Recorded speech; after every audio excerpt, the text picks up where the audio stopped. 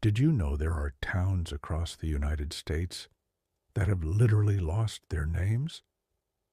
And now we want to know what would happen if an entire town forgot its name. So, in a moment, we're gonna find out exactly that. Okay, so it turns out that all these towns that have forgotten their names have one thing in common. They all have Native American roots. See, when European settlers arrived in North America, many of them didn't bother to learn the indigenous languages, and as a result, lots of Native American place names got lost in translation or were just completely forgotten, like Minnesota, for example. The name of this U.S. state is widely believed to come from the Dakota word for sky, blue. But because most folks couldn't pronounce it, they named it Minnesota. In the early days, this wasn't a huge deal. After all, most towns didn't even have names at all. But as time went on, having a name became increasingly important.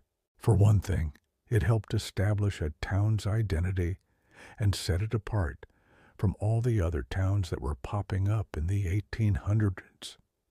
Having a name also made it easier for people to communicate with each other and do things like send mail.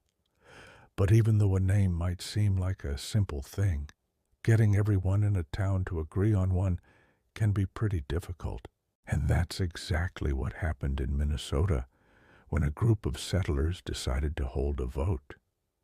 They wanted to name their new town after a local river, but the problem was everyone had a different idea of how to pronounce it. Some folks thought it was the Wakanaka River, while others insisted it was the White Earth River. And that's why, when it came time to name the town, nobody could agree on what it should be called. So they ended up naming it after one of the judges, a man called John A. Stevens. And that's how a simple misunderstanding over pronunciation led to an entire town forgetting its name. This story really makes us think about the importance of language and the challenges of communication. If only those settlers had taken the time to learn the native language, who knows what kind of misunderstandings could have been avoided. But of course, we can't go back in time and change the past.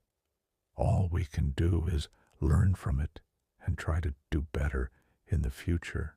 So the next time you're faced with a communication challenge, remember the settlers of Minnesota and try to take a deep breath and understand the other person's point of view.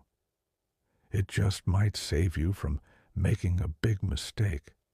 Thanks for watching.